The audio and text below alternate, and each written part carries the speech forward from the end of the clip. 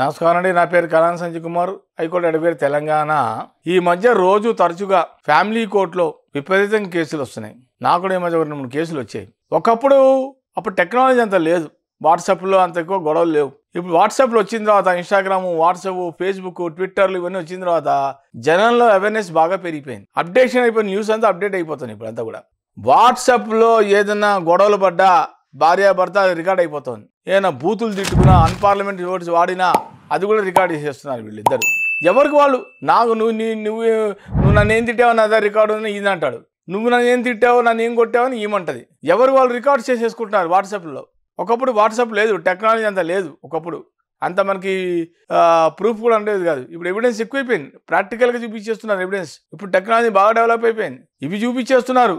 దీని ప్రకారంగా according to section 65B of Indian evidence act ప్రకారంగా ఇది కనుక ఒక పెన్ డ్రైవ్ రూపంలో, DVD రూపంలో కోర్టుకి సమర్పిస్తే కోర్టు దాన్ని విచారించి దర్యాప్తు చేసిన తర్వాత నిజాలు తెలిసిన తర్వాత అతని మీద శిక్షలు అవి ఉంటాయి కోర్టు ద్వారా.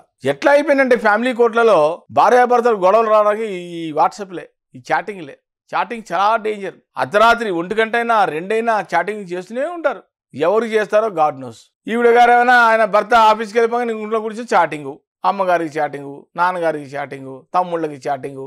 ఆ చాటింగ్లో ఏ రకంగా చాటింగ్ చేస్తున్నారో వాళ్ళకే తెలియాలి. ఇంటి గొడవలు బయట దాకా వెళ్ళకూడదు, అమ్మా నాన్న దాకా తెలియకూడదు వాళ్ళ ఫ్యామిలీ ఇష్యూస్ని, వాళ్ళ గొడవల్ని. అప్పుడే సంసారం నిలబడుతుంది, సంసారం ఉంటుంది. లేకపోతే సంసారాలు కొలాప్స్. అది కానీ ఆయన తెలిసినాకో ఇవిడికి అఫైర్స్, అనుమానం, మా ఆయన ఎక్కడ వెళ్తున్నాడు, మా ఆయన ఎవరితో తిరుగుతున్నాడు, అనవసరంగా గొడవలు. ఈయన అట్లాగే మా ఆయన ఎవరైనా ఒక ఫ్రెండ్ వస్తే, ఫ్రెండ్ వచ్చినాకో అమ్మాయి మాట్లాడుతుంటే ఎవరితో మాట్లాడుతున్నావు, ఎవరతనం చెప్పు అని భయభ్రాంతులు చేయడం, బెదిరించడం. మరి ఇలాగే డైవర్స్ దాకా వెళ్తున్నాయి గొడవలు. మిస్అండర్స్టాండింగ్ ఎక్కువ అయిపోవడం వల్ల గొడవలు అవుతున్నాయి, డైవర్సులు. సో అంతవరకు తెచ్చుకోకండి, డైవర్స్ దాకా వెళ్ళకండి. అండర్స్టాండింగ్ ఉంచాలి, ఇద్దరు మనస్ఫూర్తిగా ఇద్దరు మాట్లాడుకోవాలి. ఏది కూడా బయట పడకూడదు, గొడవలు పడకూడదు. ఊరికే రాతాంతం చేసుకోకండి. నేను చెప్పబోయే అంశం ఏంటంటే, ఈ వాట్సాప్ అనేది చాలా చాలా భయంకరమైన సోషల్ మీడియా లాంటిది. మొత్తం స్ప్రెడ్ అయిపోతుంది all over India, all over world ఈ వాట్సాప్. ఒకప్పుడు డైవర్సీలు ఇచ్చేటప్పుడు ఇంత లేవు. ఇన్స్టాగ్రామ్ అని, వాట్సాప్ కానీ, ట్విట్టర్ కానీ, ఫేస్బుక్ ఏం లేవు.